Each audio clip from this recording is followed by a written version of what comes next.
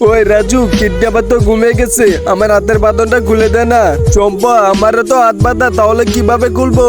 আরে তোর হাত বাঁধা আছে, মুখ তো না, মুখ দিয়ে খুলে দিতেই তো পারিস। ঠিক আছে চম্পা, আমি মুখ দিয়ে তোর হাতের বাঁধন খুলে দিতেছি। রাজু, তুই একটু অপেক্ষা কর, তোর হাতের বাঁধনটা একটু পরে খুলবো, তুই কোনো চিন্তা করিস না। আমি তোর হাতের বাঁধনটা কিডন্যাপারকে অজ্ঞান করা পরই খুলে দিব।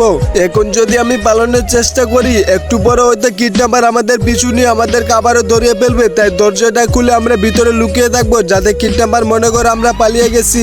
আরে আমার বাড়িতে এটা কিসের শব্দ হলো? আর আমি তো দুইটা কিডন্যাপ করে রাখছিলাম, একটা আছে আর একটা গেল কোথায়? তার মানে মেয়েটা পালিয়ে গেছে। পালিয়ে যাবি কোথায়? তারা তোকে এখনই আবার ধরে নিয়ে আসতেছি।